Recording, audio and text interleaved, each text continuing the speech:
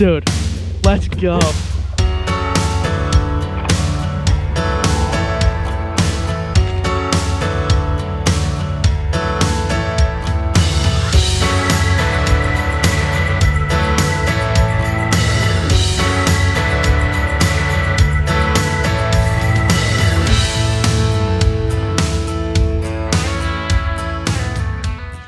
What's going on, guys, and welcome back to another episode of Untamed Outdoorsmen. And today we are back on the Native Titan X. Not a build series upload, but something that I feel a lot of people have had some questions about across, just the internet in general. And this is going to be how to properly load and unload your native Watercraft Titan X 12.5 on a truck bed with a bed extender, or just a regular truck bed without a bed extender. It'd be the same exact thing. So this is something that a lot of people have had some questions about. Just across the internet, my comment sections, whatever it may be. We've had a lot of interest in these type of videos, and we have a way that I feel is very painless and very easy to do. We have it down to a pattern now. It's super easy, and even for reference, originally my truck was a 6'6" bed. The toolbox is 20 inches long, so now we have less than 5 feet of bed space and the bed extender. So this just proves that it can be done on pretty much any truck bed. And this is gonna be something that, again, we have it down to a science, and to the point where it can't damage anything, can't harm anything. So I think this will help out a lot of people. So yeah, let's get right to it.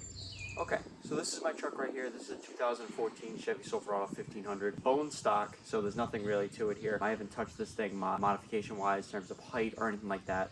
But as you can see, 6'6" bed here, but I have a toolbox. So like I said, 20-inch toolbox here, so it completely cuts down my bed space quite a bit, and I like to leave it in.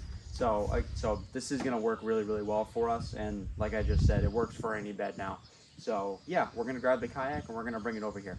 Okay, so before we load it, the first thing we wanna do is make sure that the kayak is at as straight of an angle as possible with the truck bed. So you don't wanna put it like off to the side or off to either side, because when you try to load it on, you gotta correct for that, and the boat's gonna wanna sway one or the other way. So you really wanna make sure you keep the boat completely straight with the truck. So what we're gonna do is, I'm actually gonna back it up a little bit here. Just a few feet, all right? So I'm gonna pick it up, and then I'm gonna grab the bottom of the boat. And then I'm gonna walk it up, go behind the bed extender, and plop it right there. So as you can see, I have it actually resting on my keel guard. So one thing I didn't think about when I bought the One Objective keel guard is the fact that it's rubber.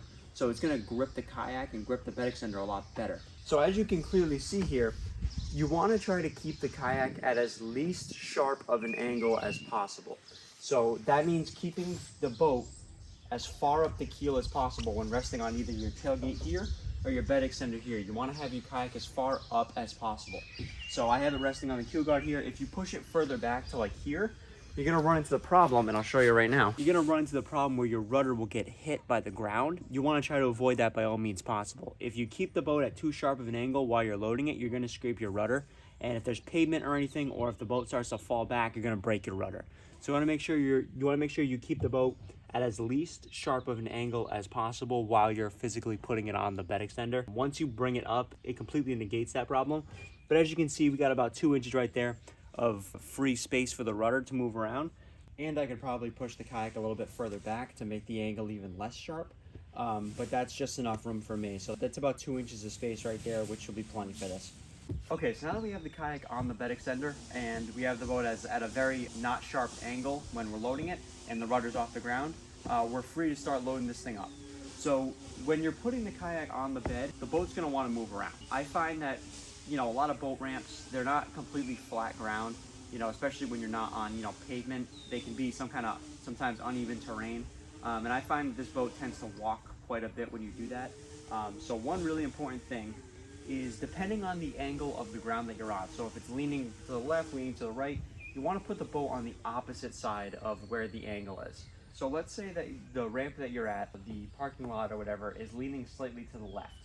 You're going to want to put the kayak as far to the right of the bed extender as possible, just so when you're walking with it, you have a little bit more of a buffer to be able to push it on without it falling down the bed extender. So that's actually pretty important as well. So yeah, now that we got that out of the way, now we're going to try to load it on. All right, so the ground here is actually pretty flat and level, so I don't have to do that thing I showed you where we're leaning it one way to the other. But as you can see, I'm gonna put my hand down on the rudder. I can get my hand underneath the rudder and I'm not touching the ground. So that keeps the rudder safe. So now we're going to load it on now. So I'm going to grab both handles. I'm going to pick it up. I'm going to make it level, and I'm just going to walk it on. And like I said, it's going to try and sway one way or the other. That's why we adjust for the ground. And there we go. So we're on. We're on. So you'll notice I'm not pushing the boat all the way in yet, and I'll show you why right now. We'll get a little bit closer. So you'll notice the design of the handlebar right there. So if I were to push the kayak all the way flush with the toolbox right now, I wouldn't be able to get a tie-down strap through or a cam strap loop through. So right now I'm actually going to take a tie-down strap and I'm going to put it through that loop right now, and then we're going to push it the rest of the way in. So we'll do that right now. And we're not going to tie it down here. We're just going to put it through. Okay, we're good. And then now we're going to push it the rest of the way. And also you want to make sure you put your landing gear up as well at this point. All right, so now we get to the other part now. Okay, so now we're going to talk about the right straps to use here. So there's a couple of different styles, and we actually use all of those styles in this situation here. But so what I like to do is I like to put one ratchet strap in the front handle and an actual ratchet strap. A lot of people are going to tell you that you should not be using a ratchet strap on a kayak, and they're not wrong. You really should not be using a ratchet strap the way you normally would use a ratchet strap on a kayak. But in our case, you know, you want to keep in mind, you can use it, but you don't want to over torque them. So you really don't want to like tighten them too far. You know, I understand it's probably, you know, a more secure fit that it's, you know, tightened as far as you can go, but you really just want to use them until it's snug. You know, all the problems that you see with ratchet straps, people are over tightening them. So as long as you know, snug them down, you don't go any further than that, it's okay to use them. You just got to be careful. So I use one ratchet strap at the front handle. I like that just because it gives me kind of a fail-safe, honestly. Just in case something happens, I have a more tight and secure connection with the ratchet strap than I would these cam straps. But that's nothing against the cam straps. So what I like to do is I used to run a second lime green ratchet strap like these. I used to run it through my Chevy hook right here, through this guy, through the opposite side, and then back through the hook. It didn't work right. So I find that, you know, there's a little bit of a gap right here, and under some, you know, torque like that, the ratchet strap tends to get caught underneath this little opening here, and I'll show it really quick. So I don't know if you guys can see it too clearly. The strap will actually, it'll loop in like that, and it'll go right to the other hook here. But since the ratchet straps are so thin, they tend to get tucked underneath the track here, and there's a little bit of an opening. And when it does that, it completely loses all the tension on the ratchet strap. So that's actually not too safe to do that. I did it the first couple of times because I didn't know what I wanted to do yet, and I wish I hadn't. So I don't recommend putting a ratchet strap through this, and obviously on the other side too, but I'll show you what I found that'll work a little bit better. So we are going to be using cam straps. So I have this one here. This is Yak Attack's cam strap. You definitely do not have to buy this. This was a little bit more expensive than your traditional cam straps. A really good one to get instead would be this NRS one here. I really can't tell a difference aside from, you know, the bulkiness of the Yak Attack one. You know, it's got all this like rubber padding here. The strap itself though, I can't really tell a difference. So I would recommend going with these if you don't want to spend too much money. These I probably wouldn't buy these again. I got them for the tow and still bar cart actually, but you don't really need them. So what I do, and I find this to be a more secure connection than a standard ratchet strap too. So I'm going to put it through the Chevy strap. I'm going to put it through that Chevy loop. Put it through the kayak. Take the slack out of it. Okay.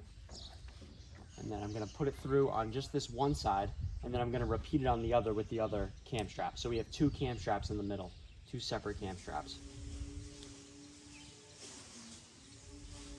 If I can get it through. Again, you don't have to do it this way. This is just the way that I've found that works. You don't have to do this if you don't want to. And then here we go. Got the slack out of it, and then I'm going to tighten it down. Just like that. So that's one side. I'm going to repeat it on the other side. I won't show you guys that. It'll just be the same thing. I'm going to repeat it on the other side, and then we'll get to the next part of tying it down.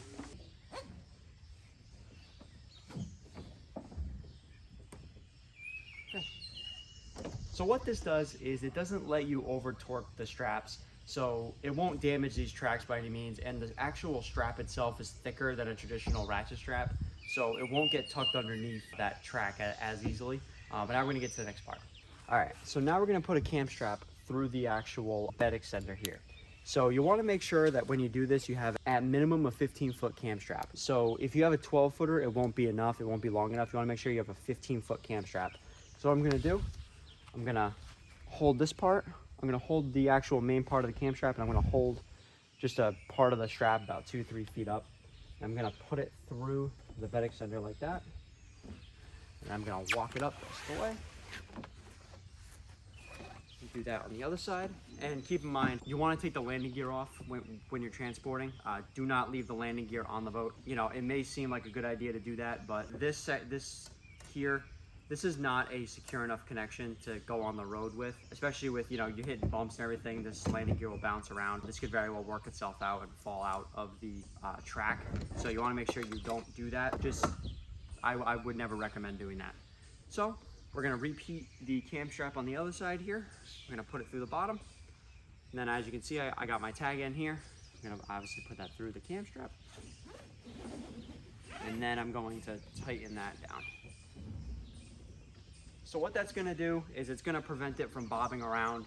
It's gonna prevent the strap from bobbing around or the kayak from moving. I like this quite a bit, and I think it's just another added layer of protection for really cheap too. So yeah, extra layer of protection there, like that quite a bit. Now we're gonna get to the front ratchet strap, and we're gonna tighten that down, we're gonna snug it down. So I'll show you how to do that real quick. All right, so like earlier in the video, we already fed the ratchet strap through the kayak before we pushed it up. So that's super important. But I mean, you guys know how to use a ratchet strap. I'm gonna take my hook, put it in, open it up, slide that through. And then in my case, since I have the toolbox, it'll be a little bit different, but same principle. And again, I'm not over tightening this, I'm just getting it snug. Tight, but not over torqued, so you don't rip anything or damage anything. So yeah, guys, so now we've got it fully loaded on here. Obviously, like I said, you want to take the landing gear off. Do not leave the landing gear legs on the kayak while it's being transported.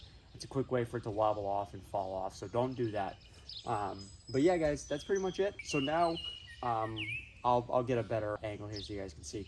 So sorry if you can't see my face here, but one of the more important things you want to do is add some sort of identifier here so people can see your kayak, especially at night. I think this is probably the most important thing, aside from making sure it's secured. You want to make sure that people can see your boat. I know there's some law that there's a certain requirement for how far things can stick out of your bed before you have to put one of these red flags on here, but I would just ignore it and I would put one on regardless. Regardless of how far your kayak sticks out, you should always have something like this. Regardless of what the law says, you should do it. I just think it's really important. This is super cheap. I think this was a 2-pack for my boat and Pete's boat.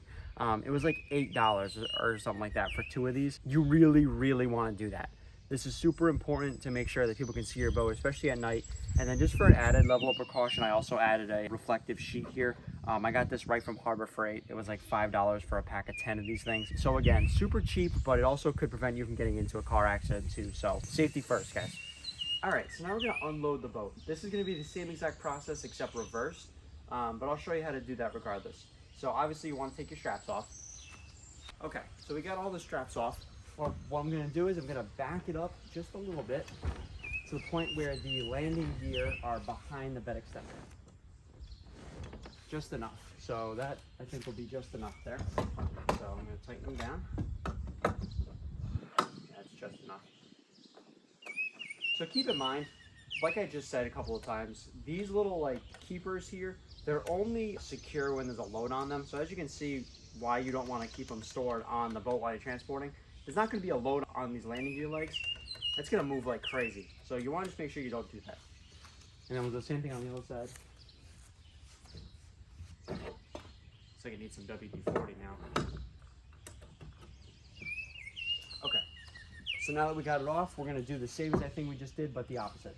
So I'm going to dragging it back. Keep dragging it back until it can. All right.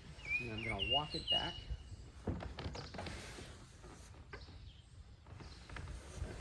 Keep walking with it, keep walking with it, keep walking with it, keep walking with it. Okay. The same thing. The rudder is also off the ground. So when you do it the opposite way, the actual bed extender is going to get stuck on your transducer plate a little bit. So in this case, you want to just give a slight push and then kind of let it fall just a little bit until it stops on your keel guard. If you don't have a keel guard, you're gonna have to just use your hands to stop it. Not a big deal, but same exact thing. So we're gonna just pick it up, one hand on the bottom of your boat, the other hand either on like a handle like this or native's handle, and just like that, and then walk it to the side, and then drop it down. So it's that simple, guys. It's really not that bad. Super easy. And again, this can be done with anybody. You know, like I said earlier in the video, I'm not the strongest person in the world, and I find this super easy. We've got it down to a pattern now that I like, that, you know, it's just muscle memory now. So yeah, guys, super happy. And I think that's gonna do it for today's video, guys. I hope this helps some of you get some tips and tricks on how to do this. This is something that was a little bit daunting to me. It was a little bit daunting to start. That was something that I was keeping in mind with, you know, buying this kayak, with how heavy it is. You know, I wanted to make sure I had a system down pat, and I absolutely do. And this works really well. You know, like I said, I got this down to a science now. I've got this down to a pattern, to the point where I'm not, you know, I'm not dreading loading and unloading this thing anymore. It's actually super easy once you get the hang of it. So yeah, guys, I hope this helps some of you guys out, and we'll see you guys in the next video. See you later.